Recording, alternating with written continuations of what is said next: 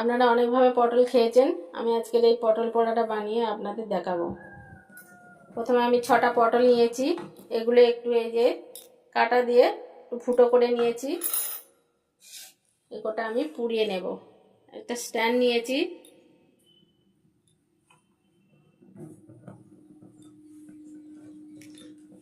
একটা বড় পেঁয়াজ, পেঁয়াজটাকে পুড়িয়ে নেব।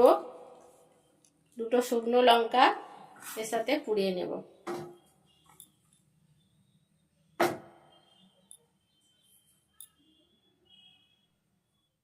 এই যে বন্ধুরা, আমার পটলগুলো পোড়ানো সব হয়ে গেছে। পটল, পেঁয়াজ, লঙ্কা সব পোড়ানো হয়ে গেছে। এগুলো আমি ছাড়িয়ে নেব।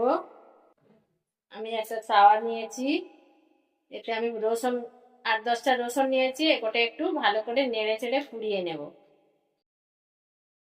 এই যে আমি পটলটা ছাড়াচ্ছি, এরকম ভাবে হাত দিয়ে পটলটা ছাড়িয়ে ভালো করে পরিষ্কার করে ছাড়িয়ে নিয়েছি। এগুলো আমি পেস্ট করে নেব।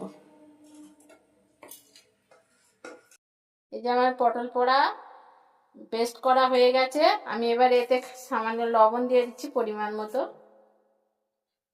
আর সর্ষের তেল দিয়ে এটা ভালো করে মাখিয়ে গরম ভাতের সঙ্গে জাস্ট জমে যাবে একদম।